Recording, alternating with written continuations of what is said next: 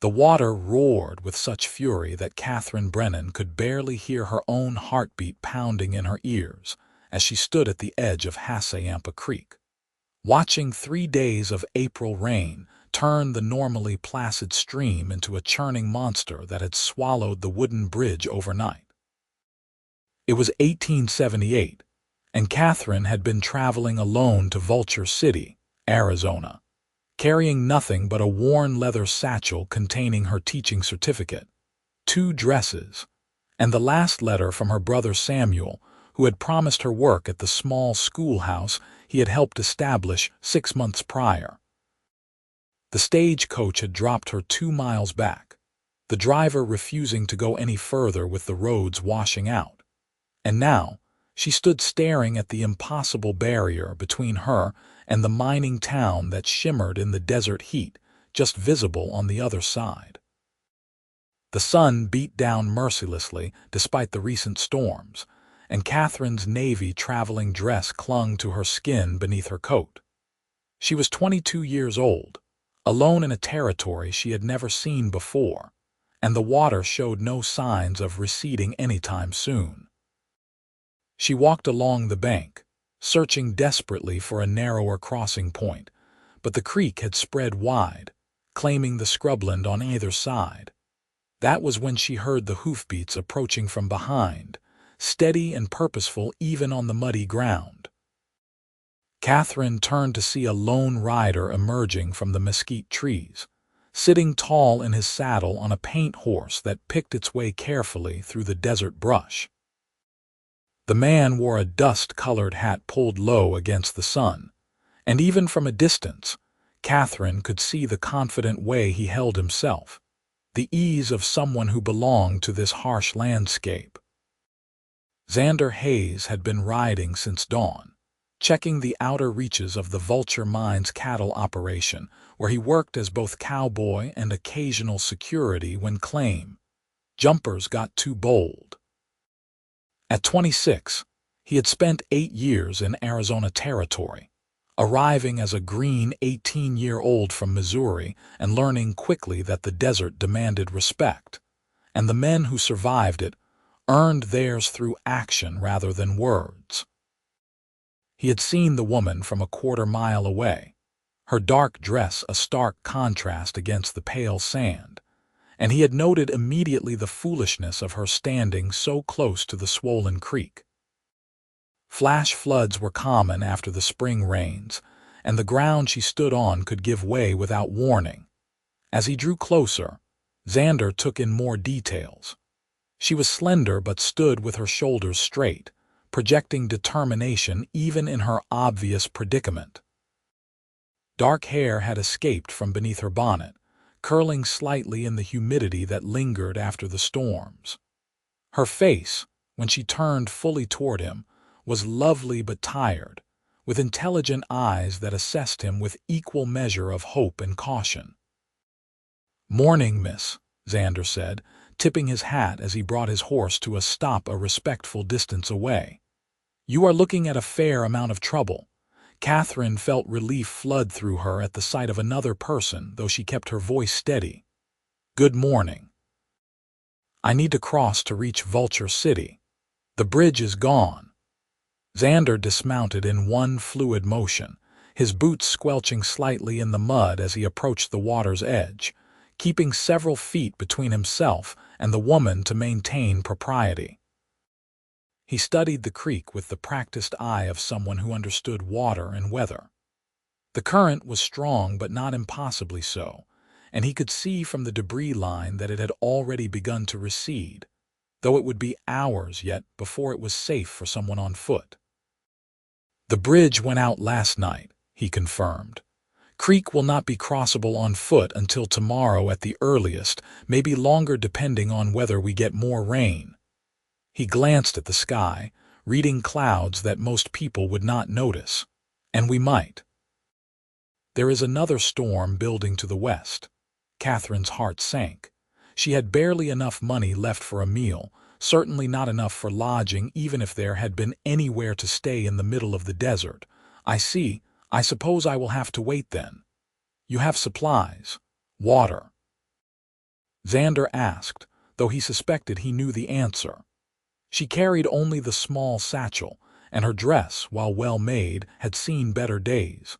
He recognized the signs of someone who had spent their last resources on the journey itself. "I will manage," Katherine said, lifting her chin slightly. She was not about to admit her desperate situation to a stranger, even one who seemed kind enough. "Thank you for the information." Xander studied her for a long moment, then looked back at the creek. He could leave her here, ride across on his horse, and let her figure out her own solution. It would be the sensible thing to do, avoiding any complications. But his mother had raised him better than that, and besides, there was something in the way this woman held herself that intrigued him. She was scared but refusing to show it, proud but not foolish enough to pretend she was not in trouble. "I can carry you across," he said finally. "My horse is strong enough for two, and he knows how to handle current. It is not without risk, but it is better than spending the night out here with no shelter and another storm coming." Katherine's first instinct was to refuse. She had been taught to be wary of strange men, particularly in wild places far from civilization. But she was also practical enough to recognize that her options were limited. She studied the cowboy more carefully. He had an honest face, weathered by sun and wind, with eyes that were a startling blue-green against his tanned skin. There was a steadiness to him that suggested reliability, and the way he had kept his distance showed respect for propriety. "That is very kind," she said carefully, "but I would not want to impose or put you in danger." "The danger is minimal if we are careful," Xander replied. "And you would not be imposing. I was headed back to Vulture City anyway. I work for the mine there."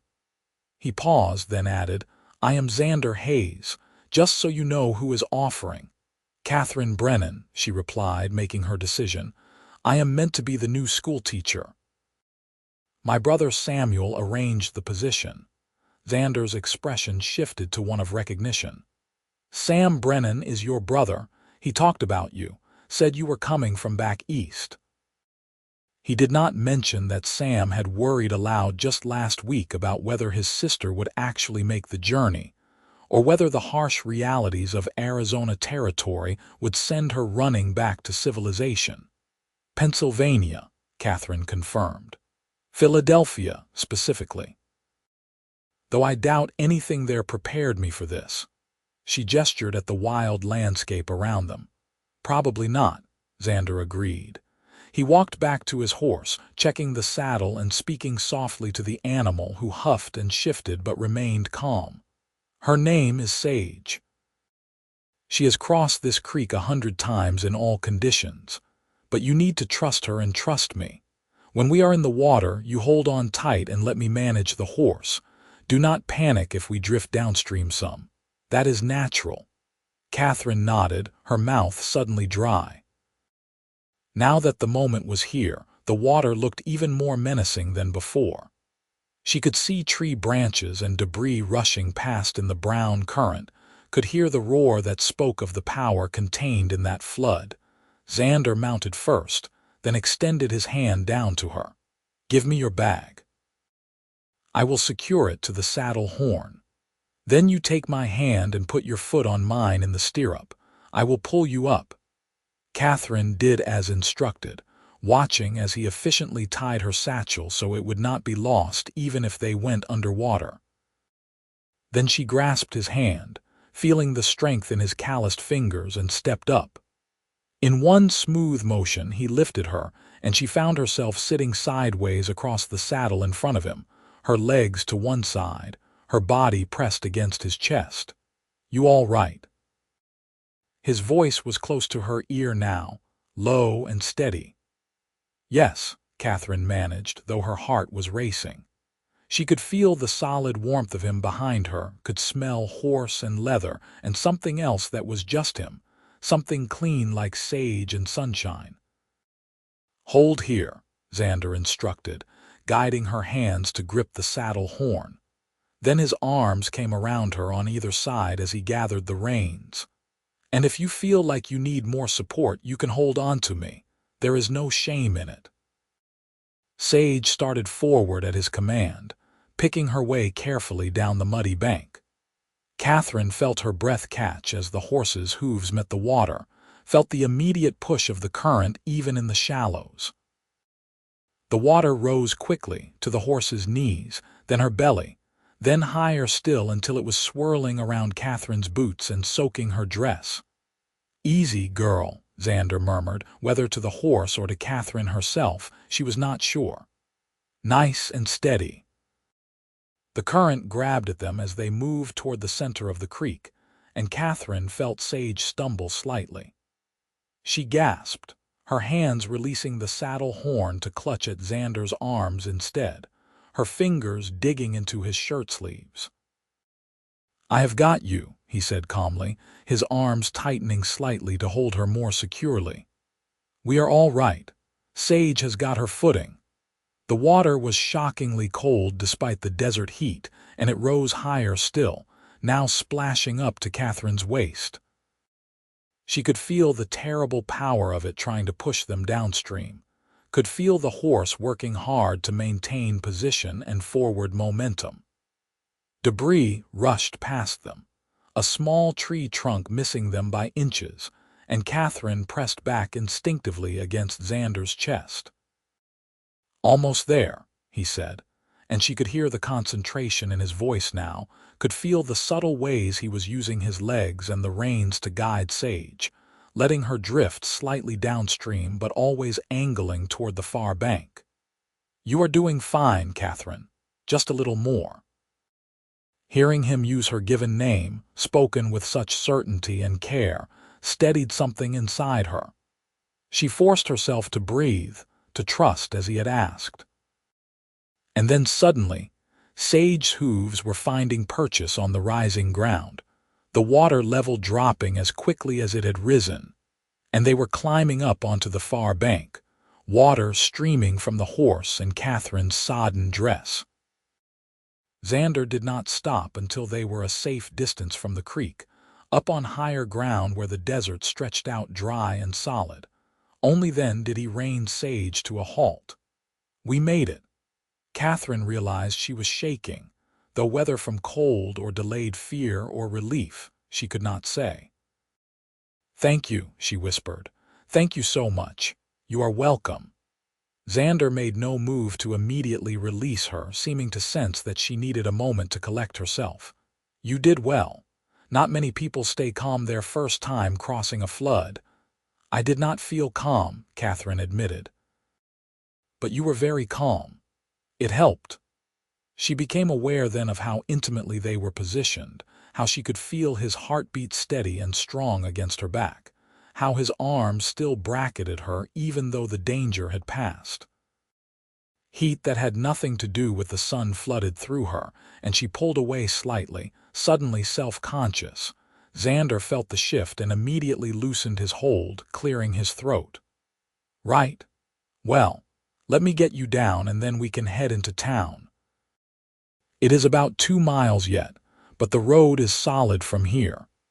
He dismounted first, then reached up to help her down. As Katherine slid from the saddle, his hands caught her waist to steady her descent. For a moment they stood very close, her hands braced on his shoulders, his hands still at her waist. Their eyes met, and something passed between them, some wordless acknowledgement that they had shared something significant, had trusted each other in a moment of real danger. "My hero," Katherine said softly, meaning it as a light comment to break the sudden tension. But it came out more sincere than she had intended. Xander's expression shifted, becoming more serious, almost tender.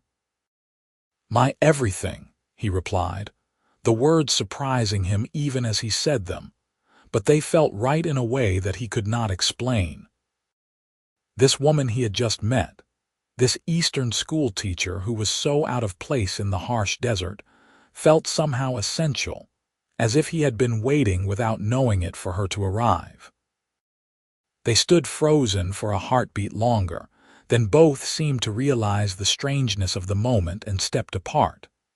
Katherine busied herself wringing water from her skirts, though it was largely futile. Xander untied her satchel and checked that the contents were relatively dry, grateful for the oilcloth lining. "We should get you to town," he said, his voice slightly rougher than before. "Get you into dry clothes before you catch cold." "In this heat?" Katherine asked, glancing at the sun.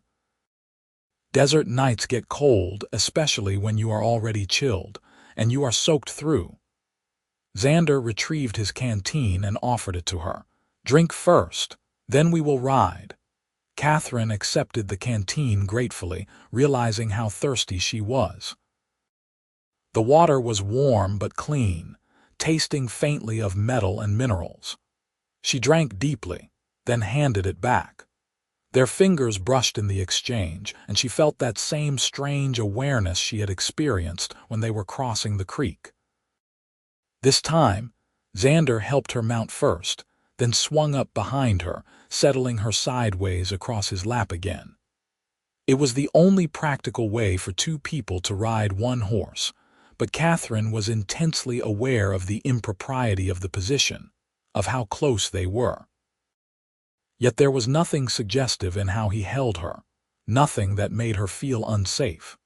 If anything, she felt protected, cherished even, though that was surely a foolish thought given that they had only just met.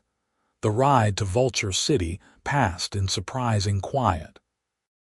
Neither of them seemed inclined to fill the silence with idle chatter, but it was not an uncomfortable silence.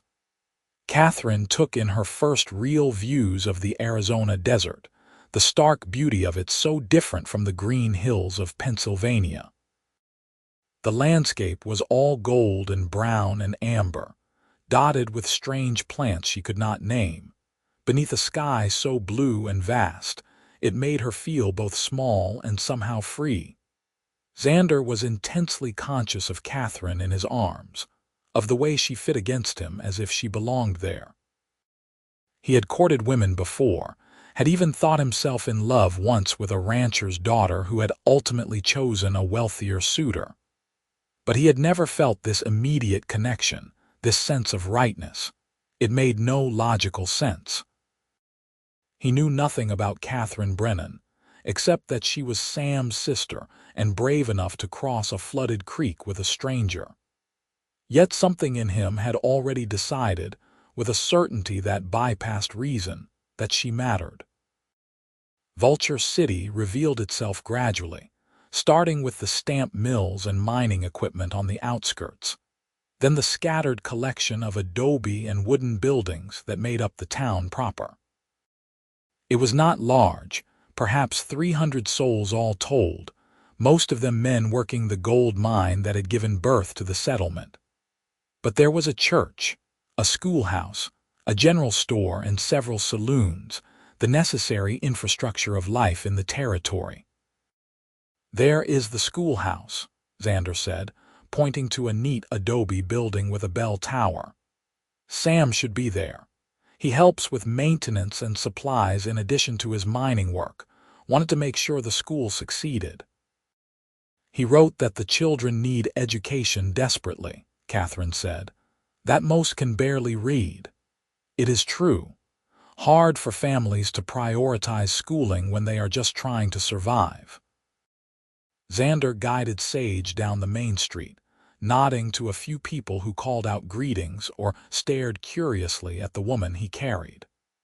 But Sam convinced the mine owners that educated workers are better workers, got them to help fund the school. They reached the schoolhouse, and Xander dismounted, then lifted Katherine down. She stood on solid ground, suddenly aware of what a sight she must be, her dress soaked and muddy, her hair falling loose, arriving in town in the arms of a cowboy she had met less than an hour before. The door to the schoolhouse flew open, and a man came rushing out. Samuel Brennan was a few years older than Katherine, with the same dark hair and intelligent eyes. "Katherine, thank God you made it. The stagecoach driver said you insisted on being let off despite the flooding, and I have been worried sick." He pulled her into a fierce hug, not caring about her wet clothes, then held her at arm's length to look her over. "Are you hurt? How did you cross the creek?" "I am fine, Sam," Katherine assured him.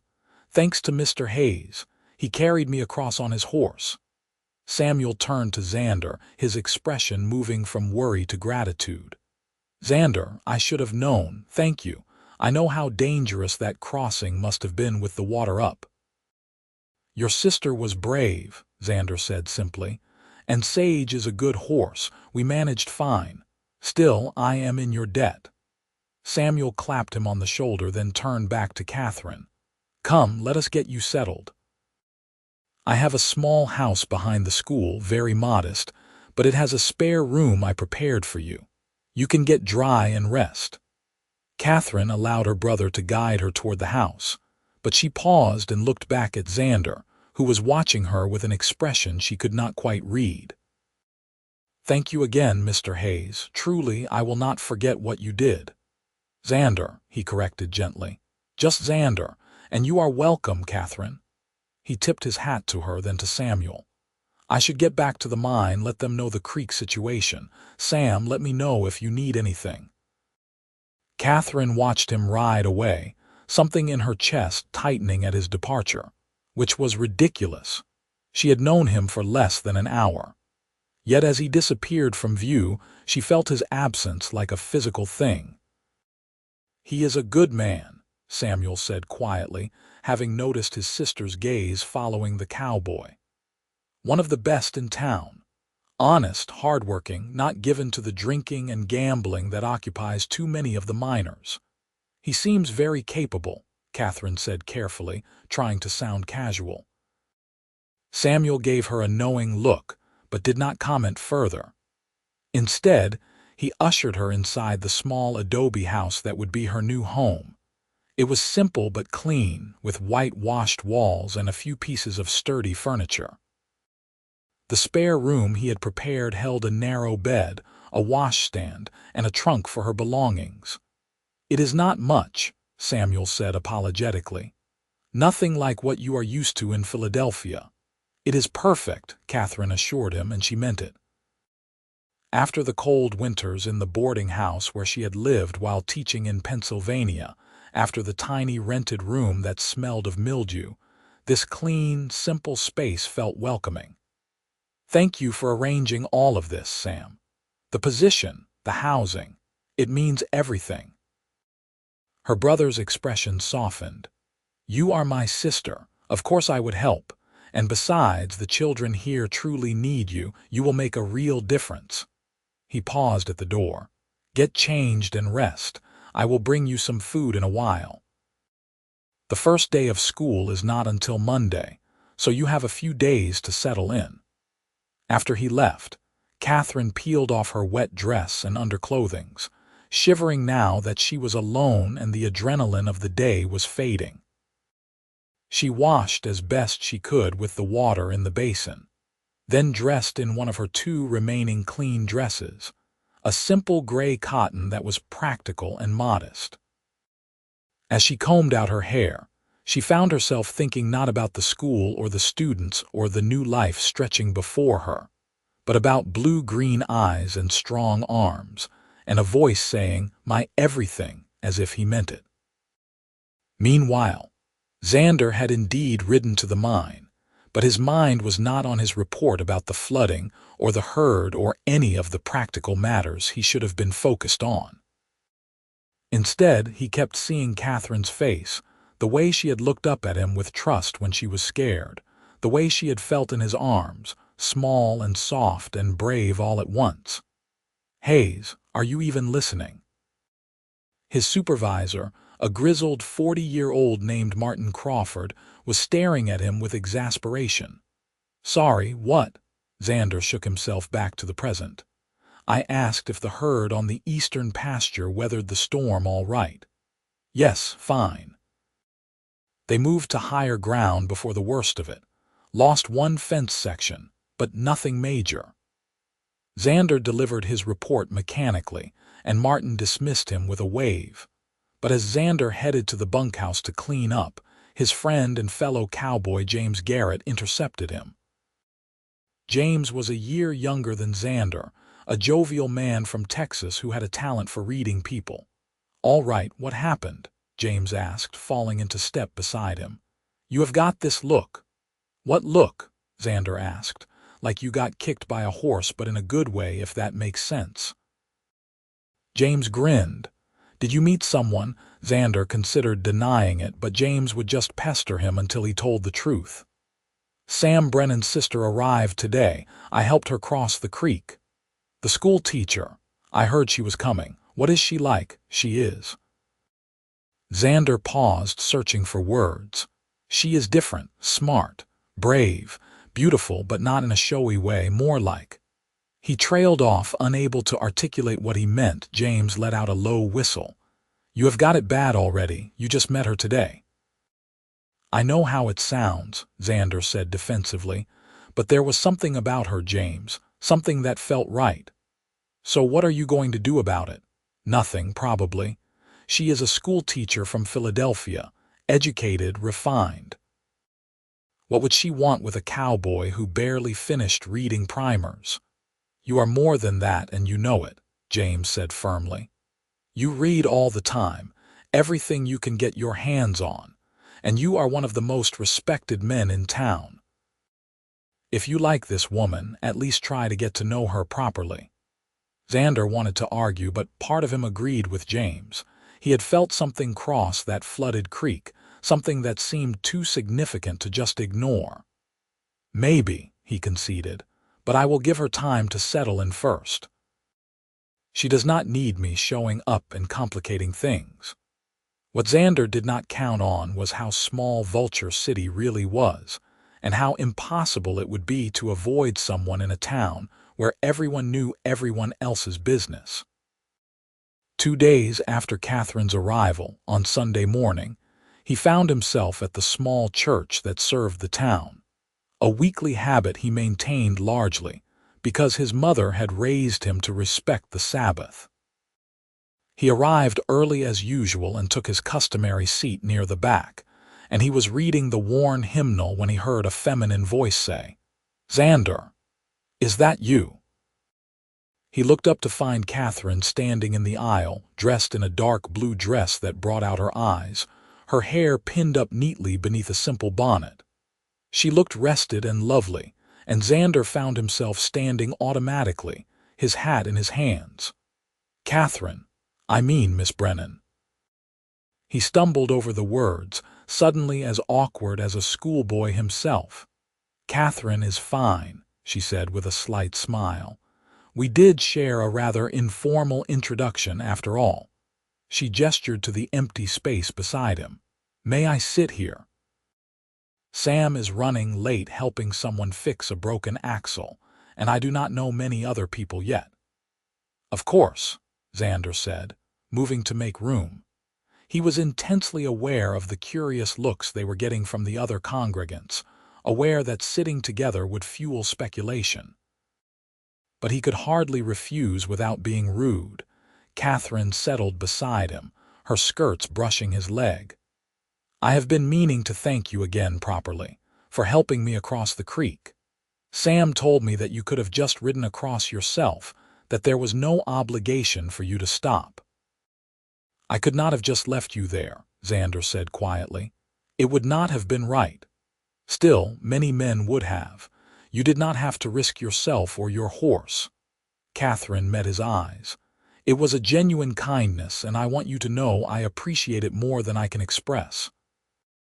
Before Xander could respond, the minister, a thin man named Reverend Thomas Walsh, called the congregation to order. The service proceeded in the familiar rhythm of hymns and prayers and a sermon about charity, but Xander found his attention continually drifting to the woman beside him. He noticed small things: the clear quality of her singing voice, the way she listened to the sermon with genuine attention rather than the glazed boredom some people showed, the delicate bones of her hands as she held the hymnal. Katherine was equally distracted, though she tried to hide it better. She had not expected to see Xander at church. had not expected the flutter of pleasure she felt when she recognized him. She had spent the last 2 days telling herself that her reaction to him at the creek had been purely situational, that any woman would feel drawn to a man who had just rescued her. But seeing him here, in the gentle morning light filtering through the simple windows, she could not pretend it was just gratitude. There was something about him that called to her, something solid and true that she wanted to know better. After the service concluded, people milled about outside, exchanging news and gossip. Several townsfolk approached Katherine to introduce themselves and welcome her to Vulture City.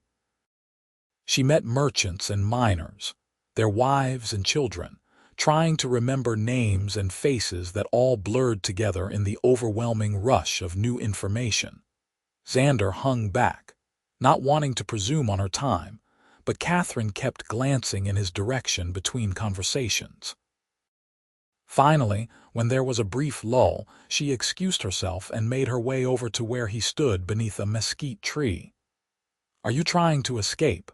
she asked with a hint of amusement. "Just giving you space to meet people without me hovering," Xander replied.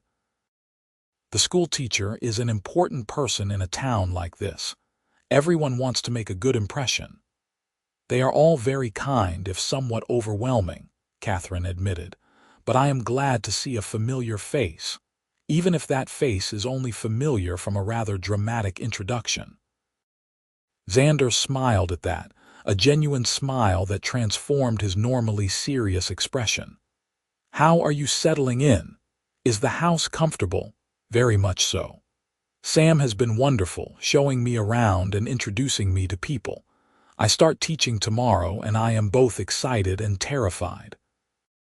Katherine paused, then added more quietly, "This is all so different from what I knew. The landscape, the people, the way of life. Part of me still cannot believe I am here." "What made you come?" Xander asked. "Pennsylvania to Arizona territory is a long journey for a woman alone." "You must have had a good reason." Katherine considered how much to reveal, but there was something in Xander's manner that invited honesty. "My parents died 2 years ago within months of each other. Father from influenza, mother from grief, I think, as much as anything else. I was teaching in Philadelphia, but everything there reminded me of what I had lost. When Sam wrote offering me the position here, it felt like a chance to start over, to build something new." She looked out at the desert surrounding them. "And perhaps to discover who I am without the weight of the past."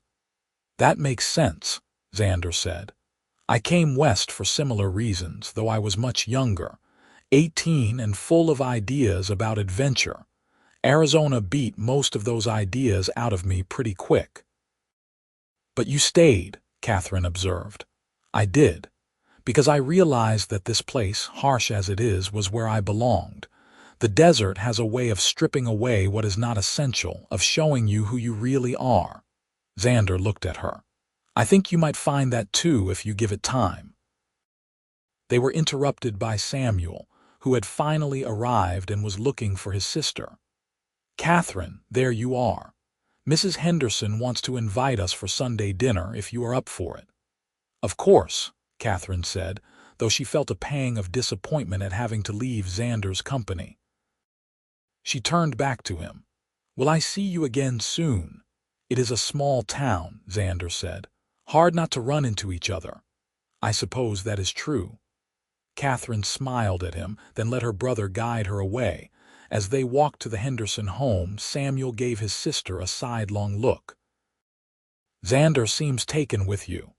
"We barely know each other," Katherine protested, feeling heat rise in her cheeks.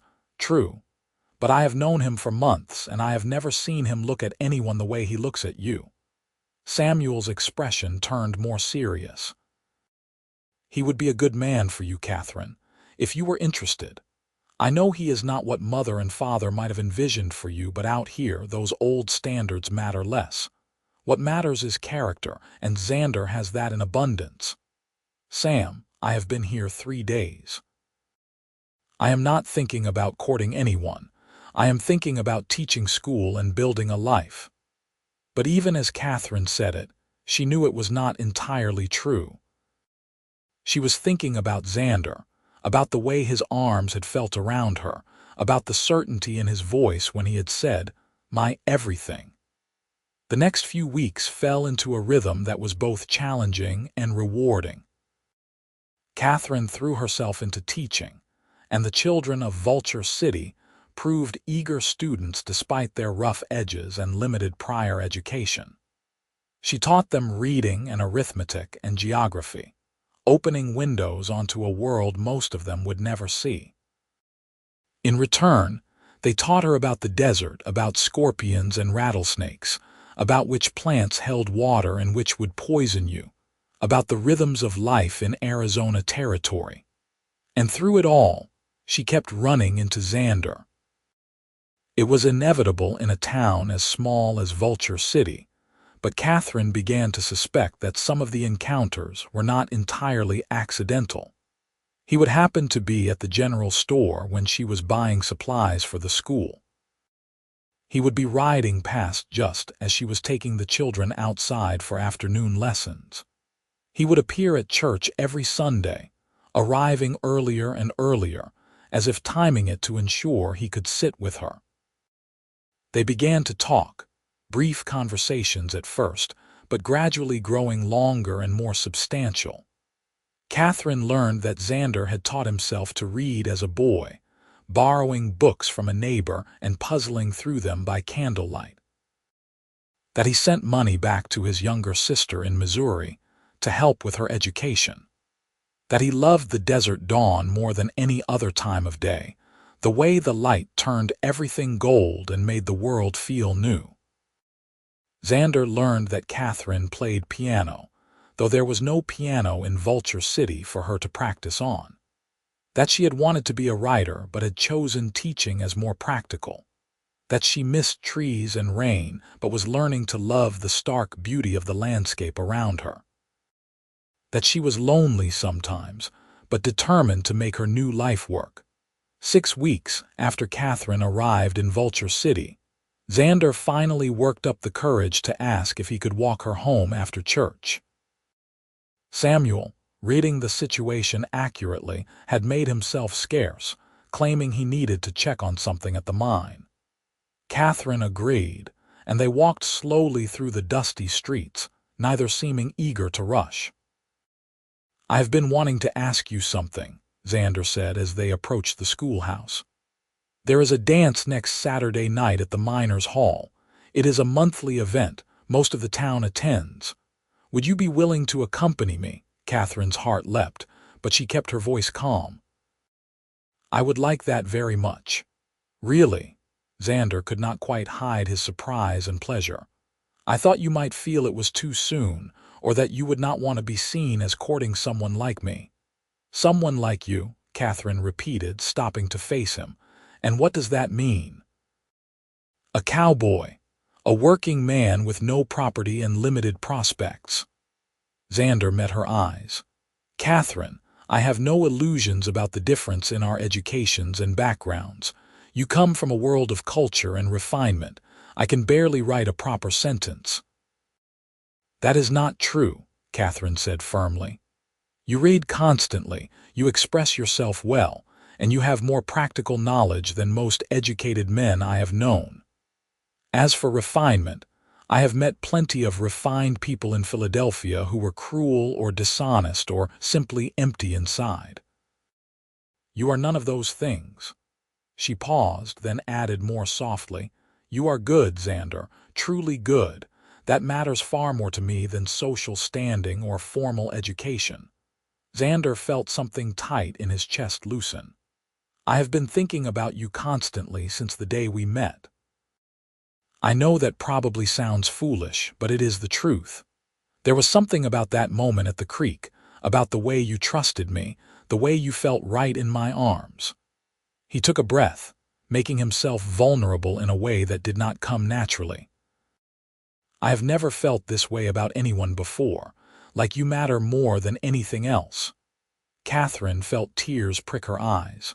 "I have been thinking about you too." Constantly. I told myself it was just gratitude, that I was being foolish about someone I barely knew. But it is more than that, is it not? This feeling between us. Yes, Xander said simply. It is much more than that.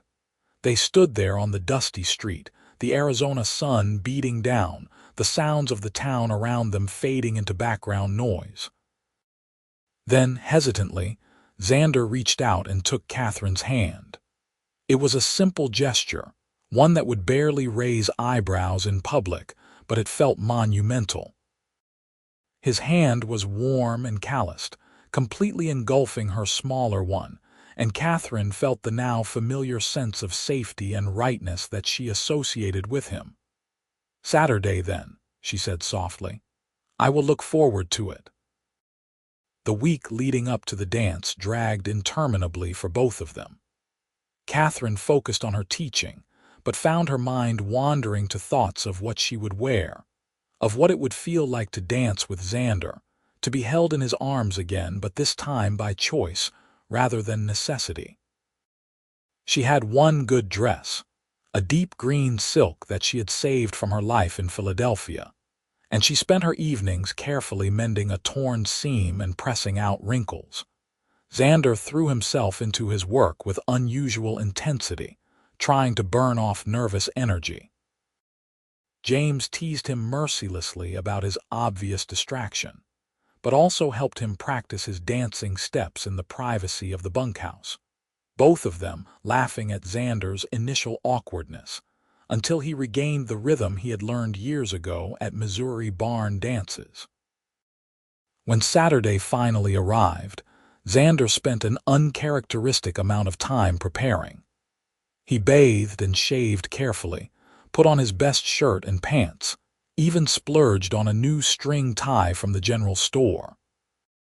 When he looked at himself in the small mirror above his bunk, he barely recognized the nervous man staring back.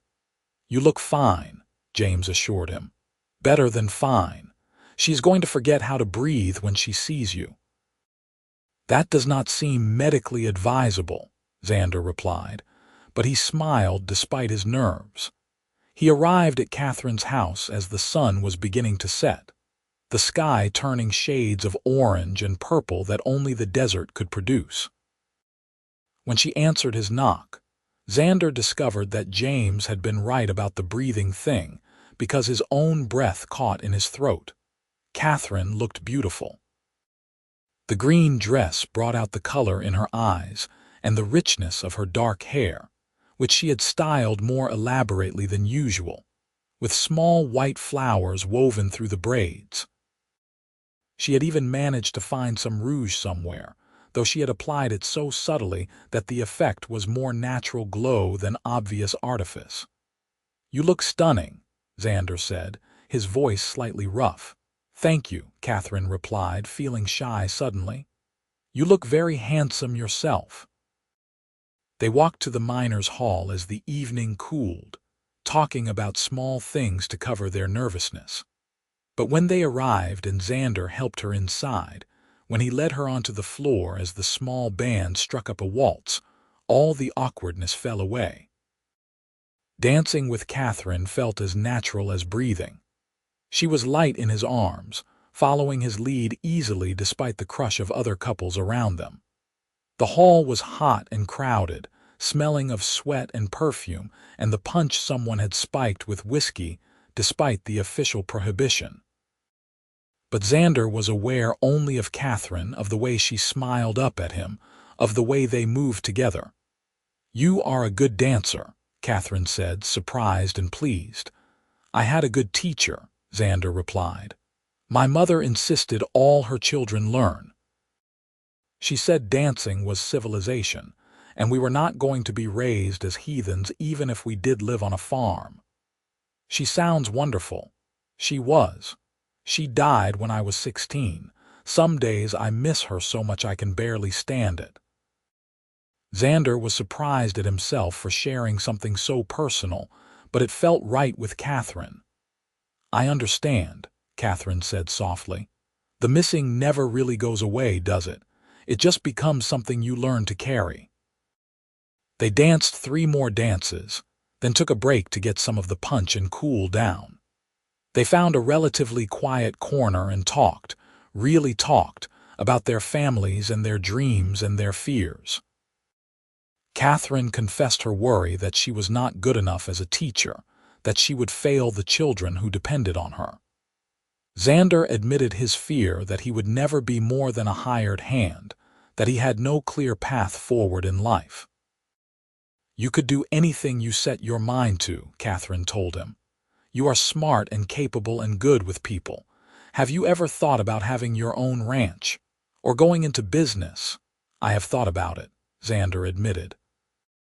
"But it takes capital to start something like that, and I send most of what I earn to my sister. By the time she finishes school, I will be pushing 30 with nothing saved." "Your sister is lucky to have you," Katherine said. "Not many brothers would sacrifice their own futures that way. She is the smart one in the family. She deserves the chance to make something of herself." Xander looked at Katherine. "Like you did. Sam told me you put yourself through normal school after your parents died, that you worked 2 jobs while studying. It was necessary. And it was worth it to have a profession to be able to support myself." Katherine paused. "That is important to me, Xander. I never want to be helpless or dependent. I want to be a partner to someone, not a burden." "You could never be a burden," Xander said firmly. "But I understand wanting independence. It is admirable." They were interrupted by someone calling for the next dance, and Xander led Katherine back onto the floor. This time it was a livelier tune, a reel that had couples spinning and laughing. Katherine's cheeks flushed with exertion and joy, and Xander found himself grinning like a fool, happier than he could remember being in years. The evening flew by too quickly. Before either of them was ready, the band was playing the final waltz, a slow number that had couples pressed close together. Xander held Katherine a bit closer than propriety strictly allowed, and she did not object, resting her head briefly against his shoulder. "I do not want this night to end," Katherine whispered. "Neither do I," Xander replied, "but there will be other nights, if you want there to be." Katherine lifted her head to look at him. "I want there to be many other nights. I want to know everything about you, Xander Hayes. I want to understand what makes you laugh and what keeps you awake at night. I want to be part of your life." "You already are," Xander said. "From the moment I saw you standing by that creek, you became part of my life. I could not shake you loose if I tried, and I have no intention of trying." They swayed together as the music played its final notes, and when it ended, neither moved immediately. Then the spell was broken by the sound of people applauding the band and beginning to gather their things. Xander reluctantly released Katherine, and they made their way outside into the cool night air. The walk back to Katherine's house was slower than the walk to the dance had been. They both knew they were approaching a moment of decision, a point where their relationship would either progress or they would pull back to safer ground. When they reached her door, Katherine turned to face Xander, her back to the adobe wall, her face tilted up to his in the moonlight. "Thank you for tonight," she said. "It was perfect. Thank you for agreeing to come with me." Xander reached up and gently tucked a loose strand of hair behind her ear, his fingers lingering against her cheek. "Katherine, I need you to know that my intentions toward you are serious. I am not a man who plays at romance. If we continue down this path, I will be courting you properly with the goal of marriage eventually. I will not waste your time with anything less." Katherine's breath caught at his directness, but she appreciated it. "I would not want anything less. And I should tell you that I am equally serious. I came to Arizona to build a new life, and I am beginning to think that life might include you, if you are willing." "I am willing," Xander said, his voice low and intense. "More than willing. I am desperately hoping." Then slowly, giving her every chance to pull away, he leaned down and kissed her. It was soft and sweet, a question as much as a statement, and Katherine answered by pressing closer, her hands coming up to rest on his chest. The kiss deepened slightly, becoming more sure, a promise being made without words. When they finally parted, both were breathless. Xander rested his forehead against Katherine's, his hands framing her face. "I am falling in love with you. I think I have been since that moment at the creek." "I am falling in love with you too," Katherine admitted. "It terrifies me how fast this is happening, but it feels right. You feel right." They kissed once more, then reluctantly separated. Xander waited until Katherine was safely inside before he walked back toward the bunkhouse, feeling like he was floating above the dusty street. He had come to Arizona 8 years ago with nothing but ambition and a willingness to work hard. He had built a decent life, earned respect, helped his family. But until tonight, until Katherine, he had not realized what was missing. Now he knew. He had been waiting for her for this, for the feeling of completeness that came from loving someone who loved him back. The next few months were the happiest of Xander's life. He and Katherine courted properly, with him calling on her 3 evenings a week after his work was done, and she had finished preparing her lessons. They would sit on the small porch of her house and talk for hours, sometimes about important things, sometimes about nothing at all. Samuel gave them privacy, but made sure they adhered to the proprieties, leaving the door open when Xander was inside, ensuring they were never alone for too long. They went on chaperone picnics, with Samuel or sometimes James and his sweetheart, a cheerful woman named Mary who worked at the general store. They attended church together every Sunday without fail. Xander took Katherine riding, teaching her how to handle a horse properly, delighting in her quick learning and her fearlessness. Katherine showed Xander her schoolroom, introducing him to her students who clearly adored her, and he felt a surge of pride at what she had accomplished in such a short time. They talked about their future in cautious terms at first, then with increasing certainty.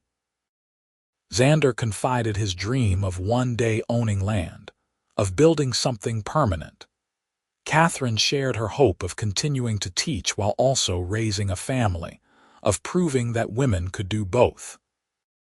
They discussed where they might live, how they would manage finances, what values they wanted to instill in their children. 3 months after the dance, Xander approached Samuel formally to ask for Katherine's hand. Samuel, who had been expecting this conversation, agreed readily, saying that he could think of no better man for his sister. But he also cautioned Xander about the practical realities. "I know you are sending money to your sister," Samuel said. "I respect that deeply. But have you thought about how you will support a wife? The mine pays you decent wages, but it is not much to start a family on." "I have been thinking about it constantly," Xander admitted. "I have some savings set aside, not much but enough to rent one of the small houses on the edge of town. And I have been talking to Martin Crawford about taking on more responsibility at the mine, maybe moving into a foreman position. It would mean better pay." He paused. "I know I cannot give Katherine the life she had in Philadelphia, but I will work every day to give her a good life, a happy life. She will never want for anything I can provide." "I believe you," Samuel said. "And more importantly, Katherine believes you. She loves you, Xander. I see it in how she lights up when you arrive, how she defends you when people make assumptions about cowboys being rough or uneducated. She has found in you what she was looking for when she came west." "What was she looking for?" Xander asked, curious. "A partner. An equal. Someone who valued her mind as much as her face, who wanted to build something together rather than just possess something beautiful." Samuel smiled. "You are that person. So yes, you have my blessing to propose, though I suspect if I had refused it she would have married you anyway." Xander laughed at that, relief flooding through him. "She is stubborn. I love that about her." He proposed that Sunday evening, taking Katherine for a walk up to a small rise outside town where they could see the sunset painting the desert in impossible colors. He had practiced a speech, had thought carefully about what he wanted to say, but when the moment came, all the words fled. "Marry me," he said simply, taking both her hands in his. "I have nothing to offer you but hard work and a heart that is completely yours. But I swear I will spend every day of my life making you happy, making you feel loved and valued and cherished. I cannot promise you wealth or luxury, but I can promise you that you will never doubt for a moment that you are my everything, my reason for trying to be better. Marry me, Katherine, please." Katherine felt tears streaming down her face, but they were joyful tears. "Yes. Yes, of course I will marry you. I cannot imagine my life without you in it. You are my hero, Xander, not just because you carried me across that creek, but because you see me. The real me, with all my flaws and doubts and ambitions. You do not want to change me or limit me. You want to help me become everything I can be. That is the greatest gift anyone has ever given me." Xander pulled her into his arms, kissing her deeply as the sun sank below the horizon and the first stars began to appear. They stayed on that hill until full dark, planning and dreaming and simply being together. When they finally returned to town, they were met with cheers from Samuel, who had apparently been watching for them, and news spread quickly through Vulture City that the schoolteacher and the cowboy were to be married. The wedding was planned for late September, after the worst of the summer heat had passed, but before the winter rains began. Katherine and Xander wanted something simple but meaningful, a ceremony that reflected who they were rather than trying to impress anyone. They would marry in the small church where they had sat together that first Sunday, with Reverend Walsh officiating. The reception would be held outside, with tables set up in the shade of the mesquite trees and food provided by the whole town in a communal effort. In the weeks leading up to the wedding, Xander worked frantically to prepare the small house he had rented.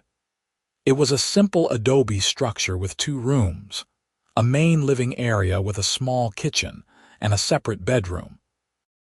But he repaired every crack in the walls, replaced the worn door, built new shutters for the windows. He made a bed frame from mesquite wood, sanding it smooth so Katherine would not get splinters. He bought a small table and 2 chairs from a miner who was leaving town, refinishing them until they gleamed. Katherine prepared in her own way, sewing new curtains and a quilt, receiving gifts of dishes and linens from the townswomen who had come to care for her. She continued teaching right up until 3 days before the wedding, determined not to shortchange her students. Several of the older girls helped her make her wedding dress, a simple white cotton with lace at the collar and cuffs that Katherine had ordered from a catalog, then altered to fit perfectly. The night before the wedding, Katherine and Xander met briefly on her porch for a final conversation as an unmarried couple. There was a sweetness to the moment, an acknowledgement that everything was about to change in wonderful and irreversible ways. "Are you nervous?" Katherine asked, holding his hand. "Terrified," Xander admitted, "but not about marrying you, about being good enough for you, about giving you a life worth having out here." "You already have," Katherine assured him. "Everything I hoped for when I came west I found in you. A partner, a purpose, a place to belong. That is everything, Xander. That is more than enough. I will do my best to remember that when I am feeling inadequate," Xander said with a slight smile. "But you have to promise me something too. Anything. Promise that you will keep teaching if you want to, that you will keep pursuing your dreams even after we are married. Promise that you will never feel like you have to give up pieces of yourself to be my wife." Katherine felt her eyes sting with tears. "I promise, and I promise the same for you. We will build this life together, supporting each other's dreams, not sacrificing for each other but growing together. They kissed gently, then parted, knowing that the next time they kissed, they would be husband and wife. The wedding day dawned clear and hot, as most days did in Arizona territory. Katherine woke early, too excited and nervous to sleep. Samuel made her breakfast while trying to hide his own emotions at giving away his only sister. The townswomen arrived to help her dress, exclaiming over how beautiful she looked, weaving flowers into her hair that Mary had somehow procured from who knew where. Xander, meanwhile, was being subjected to good-natured ribbing from James and the other cowboys who had become his friends over the years.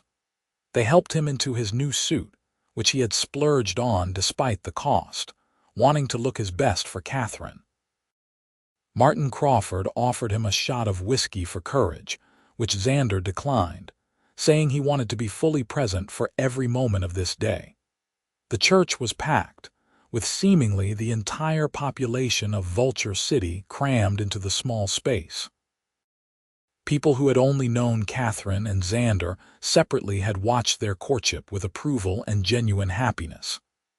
There was something romantic about their story, about the cowboy and the schoolteacher who had found each other in the harsh desert and recognized that they belonged together. When Katherine walked down the short aisle on Samuel's arm, Xander forgot how to breathe again. She was radiant, glowing with happiness and love, and he could not believe his incredible fortune that this woman had chosen him. When Samuel placed Katherine's hand in his and stepped back, Xander held on tightly, grounding himself in her presence. Reverend Walsh conducted a simple but moving ceremony, speaking about the sanctity of marriage and the commitment they were making to each other. When it came time for the vows, both Katherine and Xander spoke clearly and firmly, their voices carrying their conviction. I, Xander Hayes, take you, Katherine Brennan, to be my lawfully wedded wife. I promise to love you, honor you, and cherish you for all the days of my life. I promise to be your partner in all things, to support your dreams as you support mine. I promise to stand beside you through joy and sorrow, prosperity and hardship. From this day forward, you are my family, my home, my everything. I, Katherine Brennan, take you, Xander Hayes, to be my lawfully wedded husband. I promise to love you, honor you, and cherish you for all the days of my life.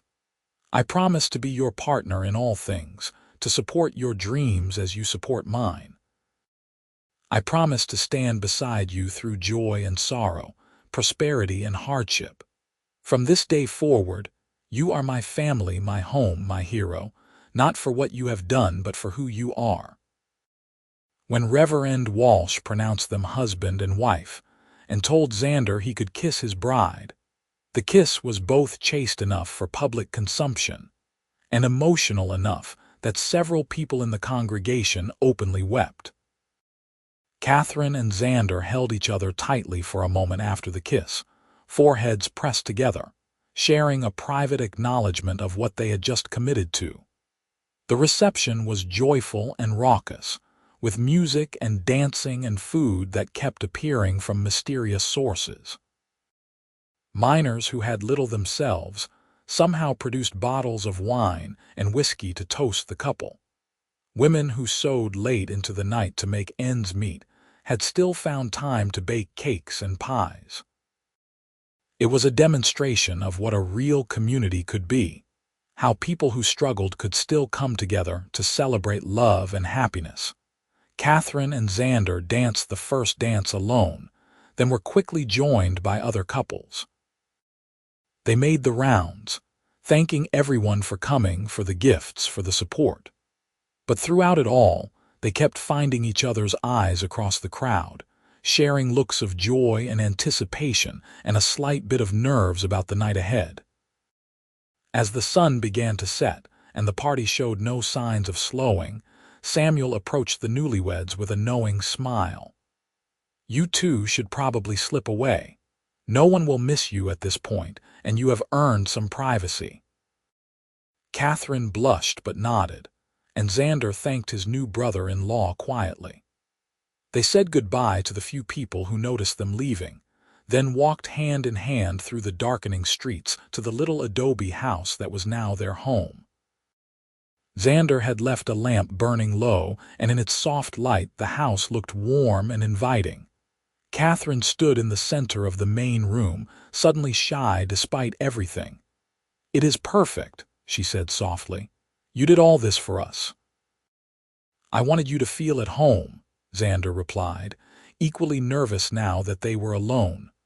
"I know it is not much compared to what you are used to." Katherine crossed to him, taking his hands.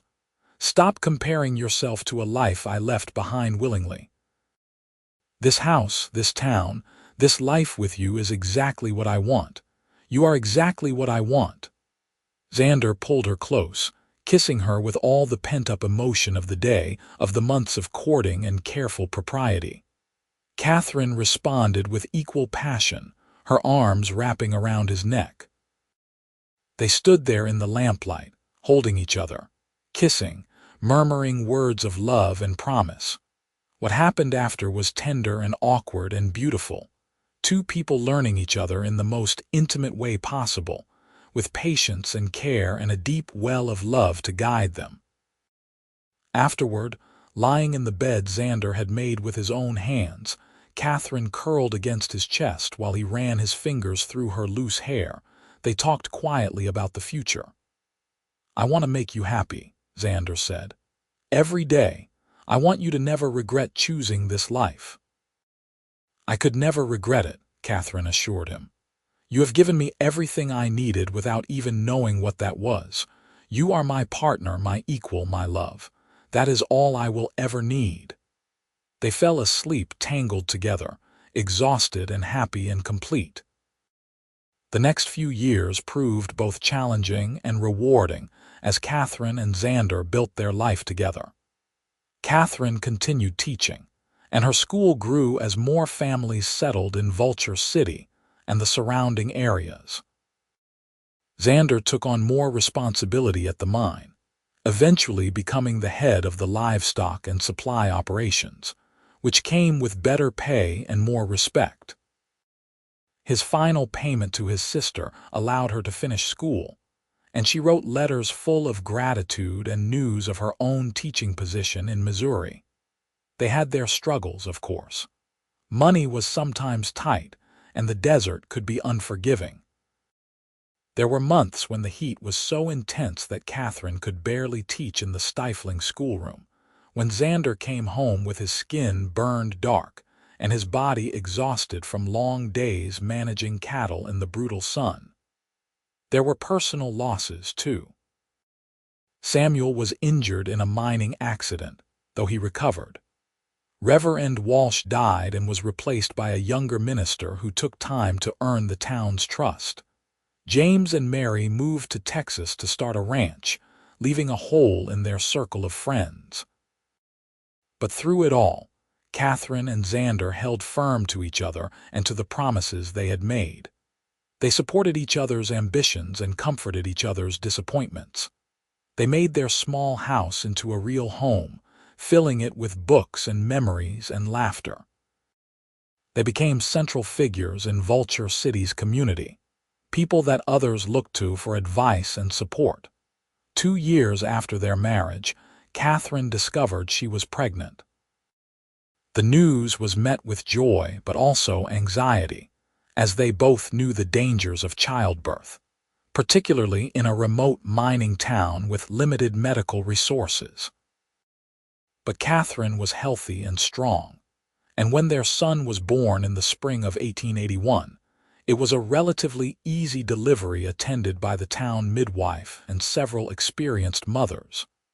They named him Samuel Thomas Hayes, after Katherine's brother and the late Reverend who had married them. He was a healthy baby with his father's blue-green eyes and his mother's dark hair, and both parents were instantly, completely besotted with him. Xander proved to be a devoted father, rising in the night to walk Samuel when he cried, changing diapers without complaint, spending his free time simply holding his son and marveling at the miracle of him. Katherine watched her husband with their child and fell even deeper in love, seeing a gentleness and tenderness that most people never witnessed in the taciturn Cowboy. Katherine took a brief break from teaching after Samuel was born, but by the time he was 6 months old, she was back in the classroom with the baby in a cradle in the corner. The students adored having a baby present, and the older girls fought for the privilege of helping care for him during breaks. It was unconventional, but then Katherine and Xander had never much cared for convention. 18 months later, Katherine was pregnant again, this time with twin girls who arrived early and small but determined. They named them Rose and Lily, and the tiny adobe house that had seemed so spacious for 2 people suddenly felt quite cramped with 5.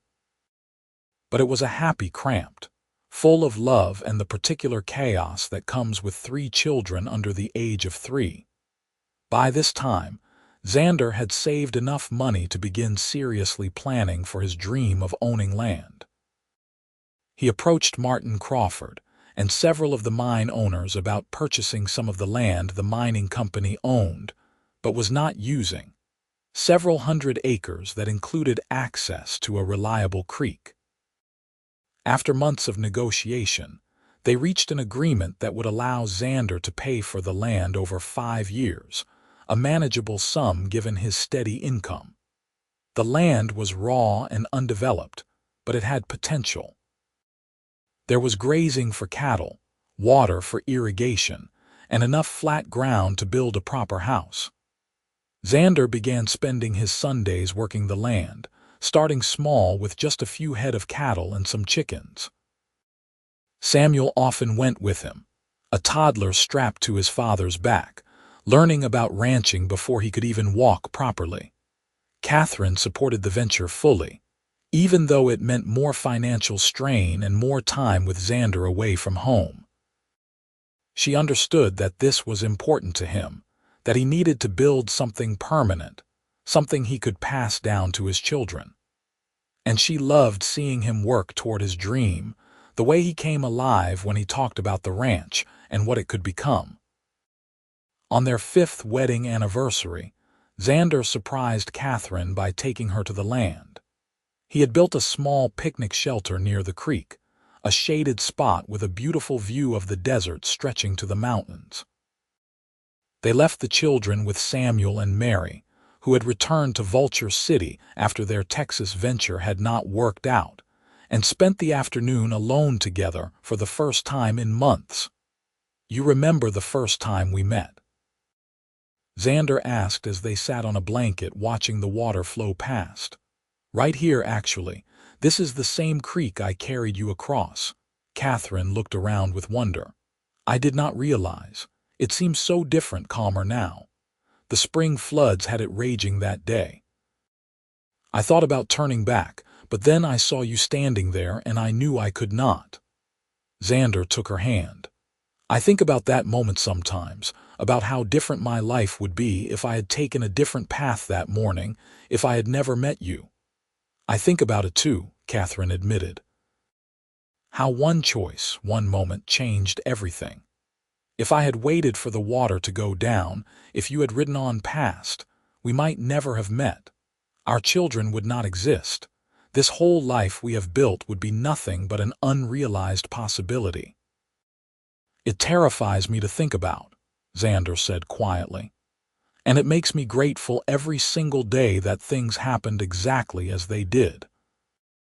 They talked about their 5 years together, about the struggles and the triumphs, about the people they had been when they married and the people they had become. They talked about their children and their dreams for the future, about the ranch Xander was building and the school Katherine hoped to expand. "I have been thinking about something," Katherine said as the sun began to lower. "About what I said that day at the creek when you carried me across." "Do you remember? You said my hero," Xander replied immediately. "And I said my everything. I meant it then and I mean it even more now." "I meant it too, But here is what I have realized in 5 years of marriage. You are my hero not because you carried me across a flooded creek, though that was certainly heroic. You are my hero because of all the small things you do every day.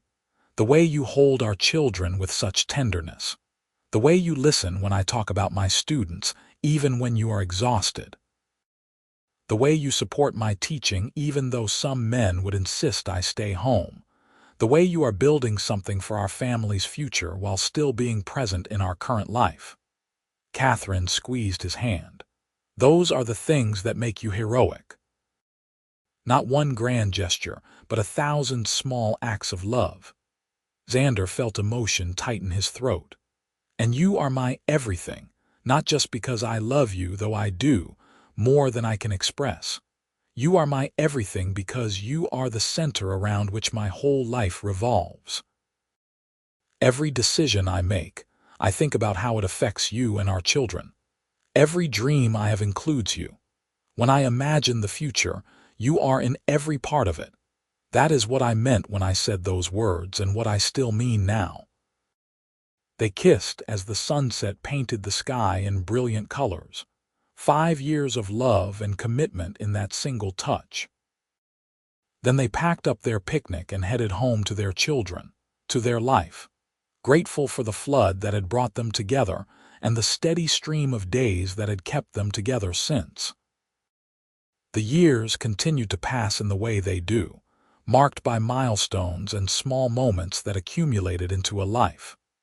The ranch grew slowly but steadily, with Xander adding more cattle each year and hiring occasional help during busy seasons.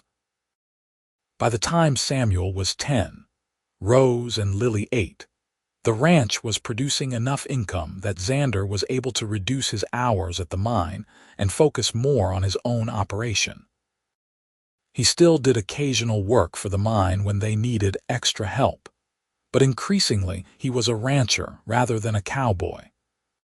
Katherine continued teaching, though as the town grew and her children got older, she focused more on the older students, training several younger teachers to handle the primary grades.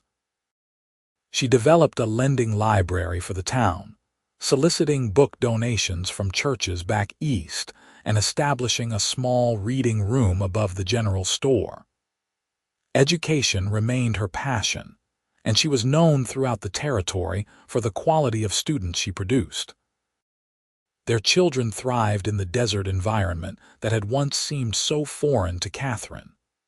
Samuel grew tall and strong like his father, with a natural affinity for animals and the land. He could ride before he could properly read, though Katherine made sure he learned to do both well.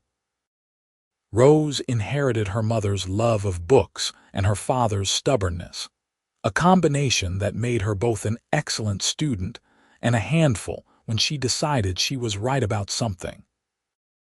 Lily was the quiet one, a thoughtful child who noticed everything and surprised adults with her insightful observations. When Samuel was 12, Rose and Lily 10, Katherine discovered she was pregnant again, a surprise given the gaps between their children.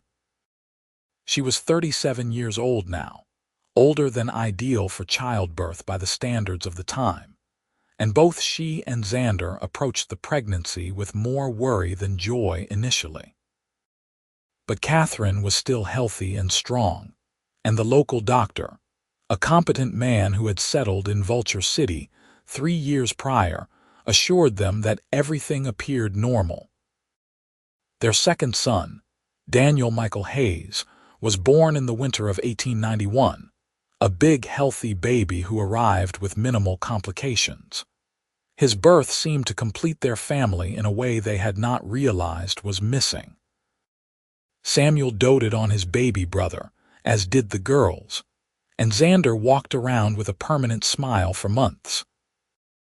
The ranch was doing well enough now that Xander was able to begin construction on a proper house, a 4-bedroom structure built of adobe and wood that would replace the tiny cabin they had been cramming into for years.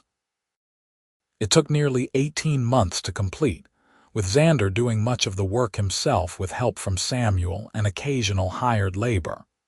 But when it was finished, it was beautiful in its simple, sturdy way, designed to withstand the desert heat and the occasional fierce storms. Moving into the new house felt like a culmination of everything they had worked for.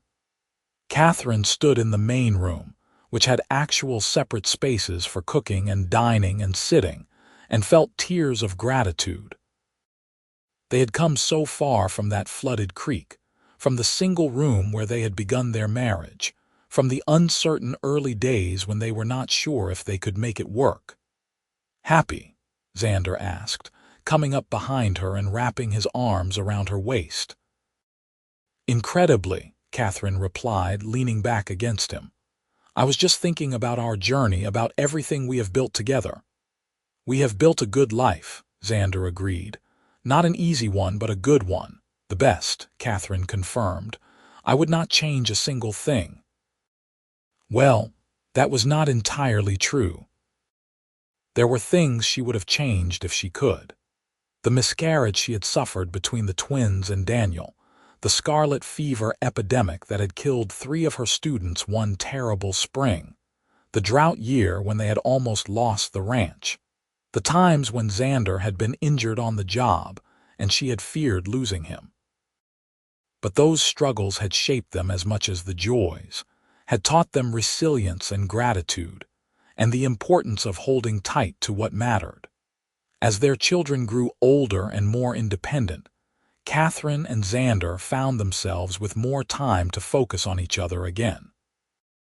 They took rides out to the far corners of the ranch, just the two of them, talking or sometimes just enjoying the comfortable silence that long married couples can share.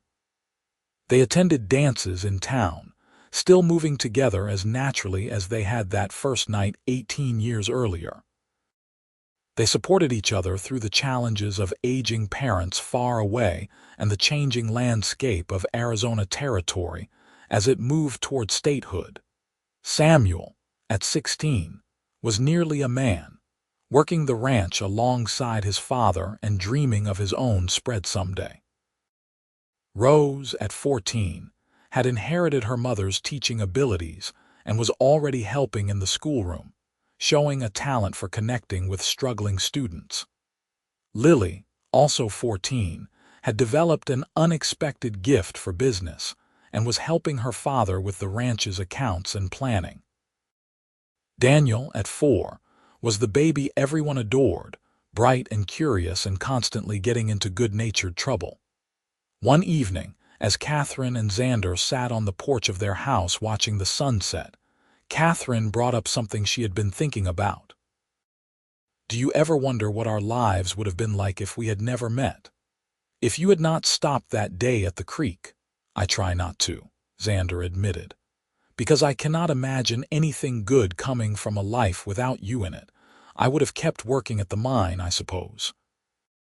Maybe eventually saved enough to start a small ranch, but it would have been empty, Katherine, just going through the motions without any real purpose." "I think I would have returned to Pennsylvania eventually," Katherine said thoughtfully. "The loneliness would have won out over the adventure.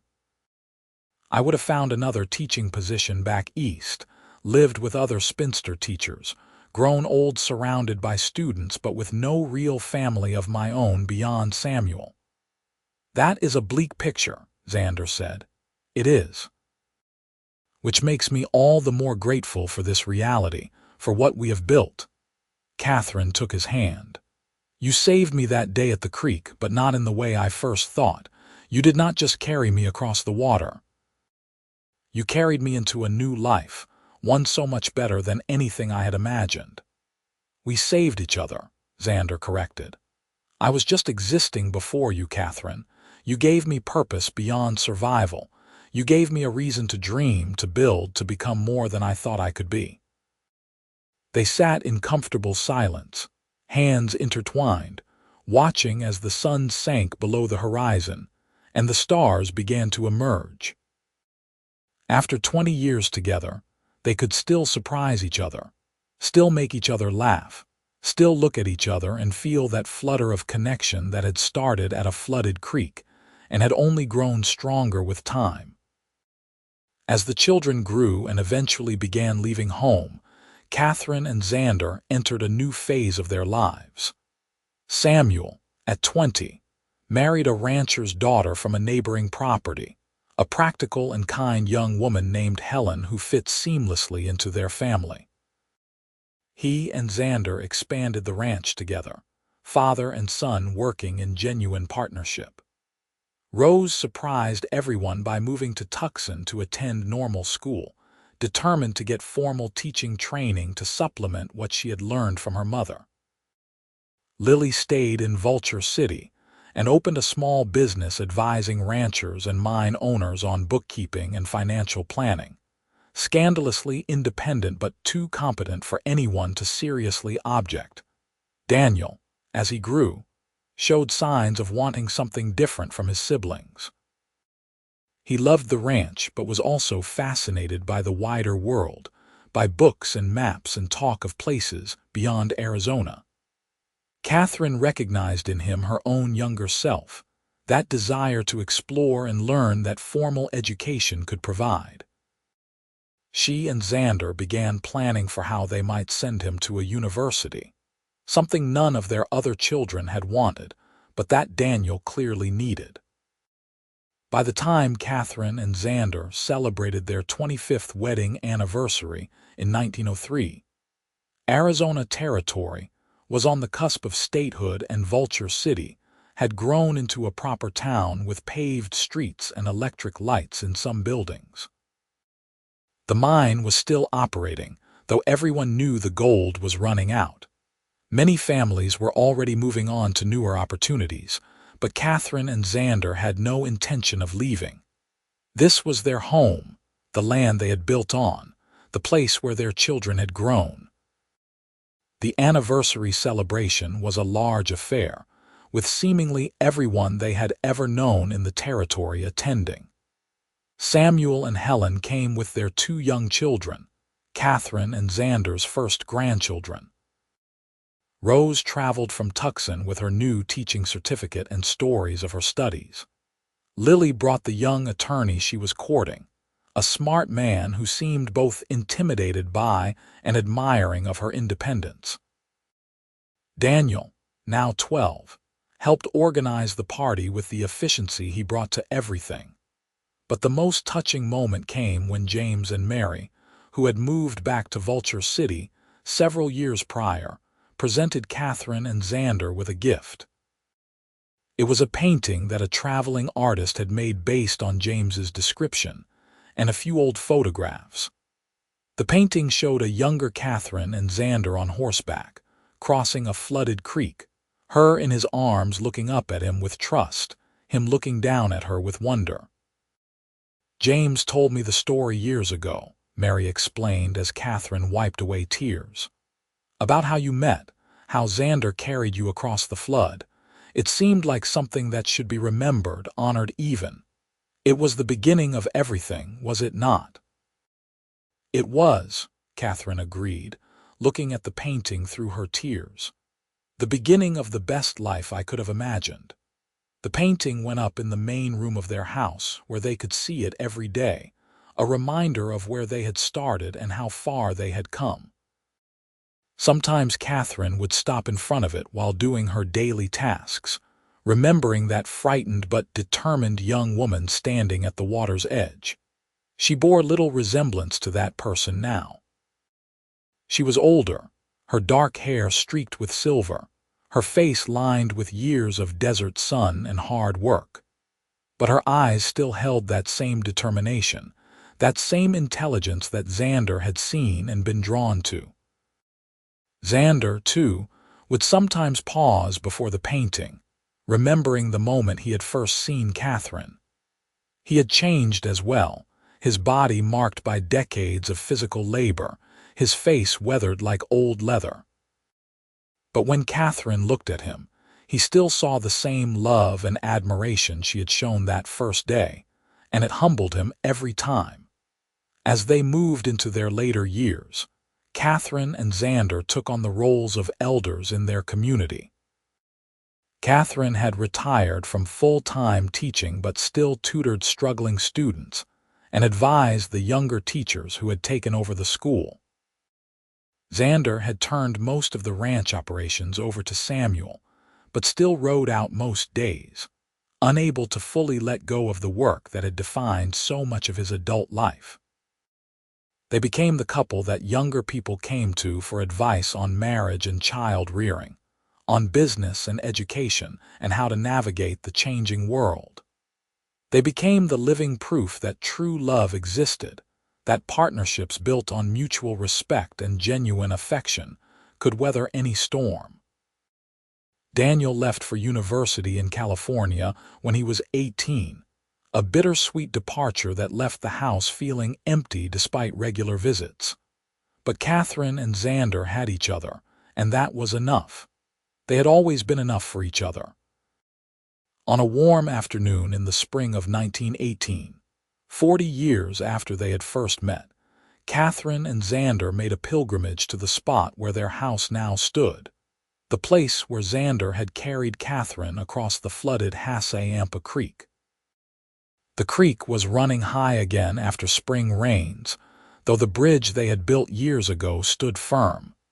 They stood on the bridge, looking down at the rushing water, and Katherine said softly, "Can you believe it has been 40 years? Sometimes it feels like yesterday, and sometimes it feels like we have always been together." "I know what you mean," Xander replied. He was 72 now, his hair completely white, his body slower than it once was but still strong. Katherine was 68, still sharp and vital despite her years. "I think of that young cowboy who saw a woman in trouble and made a choice. I wonder what he would think if he could see what came from that choice." "I think he would be proud," Katherine said. "You became everything you dreamed of, Xander. A landowner, a respected rancher, a father and grandfather. You built something real and lasting." "We built it," Xander corrected. "Every bit of it together. I provided the labor, but you provided the vision, the structure, the heart of it all. This ranch, this family, this life only works because of both of us." Katherine leaned against him, and he wrapped his arm around her shoulders. They stood that way for a long time, watching the water flow past, thinking about the years behind them and the years still to come. "My hero," Katherine said softly, echoing those first words all those years ago. "My everything," Xander replied, meaning it as deeply now as he had that first day, as he had every day since. They walked back to the house hand in hand, their steps slower than they once were, but their connection as strong as ever. The house was quiet in the afternoon heat, their children grown and gone to their own lives. But it was a peaceful quiet, the stillness of a life well lived. In the main room, the painting of their younger selves crossing the creek caught the afternoon light. Katherine paused to look at it, as she often did, and Xander stood beside her. "You have any regrets?" he asked quietly. It was a question he had never quite dared to voice before, but at their age, there seemed less need for caution. Katherine thought carefully before answering. "I regret that we could not have more time. I regret the pain we could not prevent for our children, the losses we all experienced along the way. But do I regret choosing you, choosing this life? Not for one single moment. You have been the greatest adventure of my life, Xander Hayes. Everything good in my world stems from that moment when you stopped at the creek and offered to help a foolish woman who was in over her head." "You were never foolish," Xander said firmly. "You were brave. Brave enough to come west alone, brave enough to trust a stranger, brave enough to build a life in a harsh land that was nothing like what you knew. Your bravery made my life possible, Katherine. Every good thing I have stems from you saying yes." They stood together in their home, surrounded by the evidence of their shared life. Photographs of children and grandchildren, furniture they had built or bought together. books they had read and discussed, small treasures accumulated over 40 years. It was a rich life, a full life, a life that had exceeded both their expectations when they started. Samuel and his family had taken over most of the ranch operations now, living in a newer house they had built on the property. Rose had married late, a fellow teacher, and they ran a small school in Tucson together. Lily had married her attorney and they had 2 children, both daughters who showed signs of their mother's business acumen. Daniel had become a professor of history at a university in California, but visited regularly, still drawn to the desert that had shaped him. Katherine and Xander had 8 grandchildren in total now, with a 9th on the way. Their legacy was secure, not just in property and business, but in the family they had created and the values they had instilled. Hard work, education, kindness, the importance of partnership and mutual respect. These were the gifts they gave to the next generations. As the sun began to set on that spring evening, painting the desert in the gold and amber tones they both loved, Katherine and Xander prepared a simple dinner together. They had long since found a rhythm in their domestic life, moving around each other with the ease of decades of practice. After eating, they sat on the porch as they did most evenings, watching the stars emerge in the vast Arizona sky. "I have been thinking about that moment at the creek a lot lately," Katherine said. "Not just because of the anniversary, but because I have been trying to understand what made it so significant, why that moment changed everything." "And have you figured it out?" Xander asked, genuinely curious. After 40 years, Katherine could still surprise him with her insights. "I think it was about recognition," Katherine said slowly. "In that moment when you carried me across the water, when we were literally in the midst of danger and difficulty, we recognized each other, not just as people who could help or be helped, but as souls that were meant to connect. You called me your everything without knowing anything about me, and I called you my hero without knowing what heroism really meant. But somehow, in that crisis, we saw each other truly. And we have spent 40 years proving those instincts right," Xander added. "Exactly. We took that moment of recognition and built a lifetime on it. Not perfectly, not without struggle, but genuinely.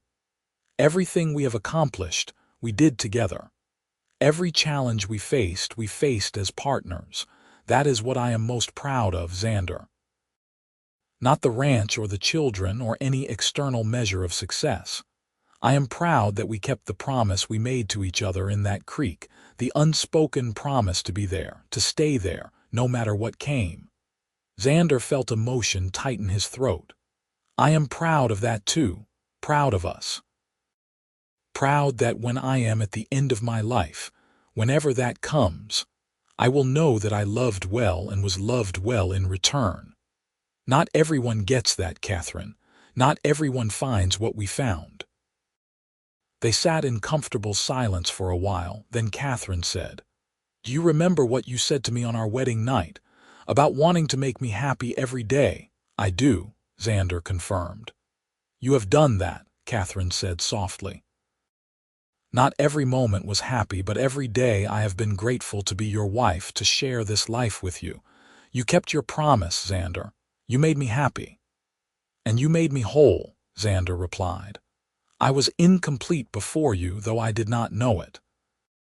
You filled in all the empty spaces and showed me what life could be. That is the greatest gift anyone has ever given me." As the years continued to pass, their roles shifted gradually from active participants to observers and advisors. The ranch thrived under Samuel's management, growing even larger and more profitable than Xander had dreamed when he first purchased those few hundred acres. Katherine's influence on education in the region continued through her former students, many of whom became teachers themselves, carrying forward her methods and her passion for learning. But perhaps their greatest legacy was the example they set of what a marriage could be. In a time and place where many marriages were practical arrangements more than love matches, where women often had little say in their own lives and men were expected to dominate their households, Katherine and Xander had created something different. They had built a true partnership where both had voice and both had value, where decisions were made together and dreams were pursued jointly. Their grandchildren, watching them move through their later years, internalized lessons about love and respect that would shape their own relationships. They saw how their grandmother remained vibrant and engaged, how she never gave up her intellectual pursuits even as her body slowed. They saw how their grandfather still looked at their grandmother with love and admiration, how he still sought her counsel and valued her opinions. These were revolutionary concepts in many ways, though Katherine and Xander never thought of themselves as revolutionaries. They simply loved each other and treated each other as equals, and in doing so, they changed the world for those who knew them. When Xander turned 80 in 1926, the family threw a large celebration. All their children and grandchildren gathered at the ranch, along with friends and acquaintances from across the territory. Xander was honored as one of the pioneering ranchers who had helped tame the desert and build Arizona into a thriving state, which had finally achieved statehood in 1912. Speeches were made praising his business acumen and his contributions to the community. But when it was Xander's turn to speak, he kept it brief. "I appreciate the kind words, but the truth is, anything good I have done in my life is because of one person. My wife, Katherine, has been my partner in everything for nearly 50 years now. She made me better than I would have been alone. She made this life possible. So if you want to honor me, honor her too, because we are a package deal and always have been." Katherine, standing beside him, felt tears in her eyes. After all these years, he could still move her with his words, with his steadfast love and loyalty. The celebration continued into the night, with music and dancing and storytelling. Katherine and Xander danced together, their movements slower than they had been at that first dance half a century earlier, but still perfectly matched. Watching them, their children and grandchildren saw what they all hoped to achieve in their own marriages. A love that lasted, that weathered time and hardship, that remained vibrant and true even as the years accumulated. The last decade of their lives together was peaceful. They had outlived many of their contemporaries, had seen the world change in ways they could never have imagined when they first met. But through all the changes, they remained constant to each other. They spent their days quietly, taking short walks when weather permitted, reading together in the evenings, visiting with family when energy allowed. Katherine's health began to decline first, her heart weakening gradually over several years. She remained mentally sharp until the very end, still offering advice to her grandchildren, still discussing books and current events with anyone who would engage. But her body was wearing out, and she knew it. She faced it with the same courage she had brought to everything else in her life, refusing to complain, but also refusing to pretend that nothing was happening. On a cool evening in January of 1935, surrounded by her family in the house that Xander had built for them decades earlier, Katherine passed away peacefully. She was 82 years old, and she died holding Xander's hand, his face the last thing she saw in this life. The grief nearly destroyed Xander. After 57 years of marriage, of building everything together, he was lost without Katherine. But he found purpose in honoring her memory, in making sure their grandchildren and great-grandchildren understood what an exceptional woman she had been. He lived another 3 years, watching the family they had created continue to grow and thrive, taking comfort in the knowledge that their legacy would continue. When Xander passed away peacefully in his sleep in March of 1938, at the age of 86, his last words to Samuel were about Katherine. "Tell your mother I am coming. Tell her I kept my promise. I loved her every day." They were buried side by side in the Vulture City cemetery, their headstones simple but bearing an inscription that captured everything. Katherine and Xander Hayes, partners in all things. They built a life together. The story of the cowboy and the schoolteacher became part of local legend, told and retold in the decades that followed.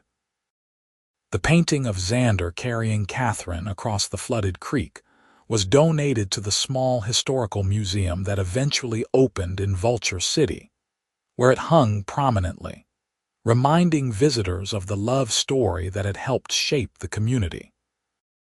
Their children thrived, carrying forward the values and the love that Katherine and Xander had given them. Samuel ran the ranch successfully until his own retirement, then passed it to his children. Rose's educational methods influenced teaching throughout the state. Lily's business helped numerous families achieve financial stability. Daniel's historical research preserved the stories of the early Arizona pioneers, including his own parents. The grandchildren and great-grandchildren inherited not just property and money, but something far more valuable: the example of what love could be when it was rooted in respect, trust, and genuine partnership. They inherited the story of a woman who had the courage to cross a continent in search of a new life, and a man who had the wisdom to recognize something precious when he found it. And in Vulture City, on quiet days when the spring rains swelled Hassayampa Creek and the water rushed wild and free, old-timers would point to the spot where it had all begun and tell the story once more. About the cowboy who stopped to help a stranded woman. About the instant connection that had sparked between them. About her words, "my hero," and his reply, "my everything." About how that single moment of courage and kindness had blossomed into a love that lasted a lifetime and changed everyone it touched. It was a story about heroism, but not the kind found in grand gestures or dramatic rescues. It was about the everyday heroism of showing up, of honoring commitments, of choosing love over and over again through all the mundane moments that make up a life. It was about recognizing that sometimes everything you will ever need crosses your path in the most unexpected way, and the wisdom is in recognizing it and holding on tight. Katherine and Xander's story became a testament to the truth that the best love stories are not about perfection, but about persistence. Not about fairy tales, but about the beautiful reality of two imperfect people building something lasting together. Not about one grand moment, but about the thousand small moments that accumulate into a life well lived and a love well earned. And so their story lived on, told around dinner tables and in schoolrooms, shared between grandparents and grandchildren, adapted and embroidered over time, but always coming back to the essential truth: that a flooded creek in Arizona Territory in 1878 had brought together two souls who were meant to find each other, and that from that meeting had come something beautiful and enduring that enriched everyone it touched. The ranch they had built continued for generations, the land carefully tended by those who understood what it represented, the dreams of two young people who had dared to imagine something better and then worked their entire lives to make it real. The town they had helped build continued to grow and change, but the values they had exemplified remained part of its foundation. Their children, in their later years, would gather sometimes at the ranch and walk down to the creek where their parents had met. They would stand on the bridge their father had built and remember the stories they had been told, the love they had witnessed, the example that had been set. And they would feel grateful, not just for the material inheritance they had received, but for the emotional and spiritual inheritance that was far more valuable. The knowledge that true love existed, that it could be built and maintained, and that it was worth every effort and sacrifice. That was the real legacy of Katherine and Xander Hayes, not the land or the money or the success, though those mattered. But the proof, lived out over nearly 6 decades together, that when you find the right person, when you recognize you're everything, and when you commit to being each other's hero every single day in all the small ways that matter most, you can build something that transcends mortality and lives on in the hearts and lives of everyone you touch.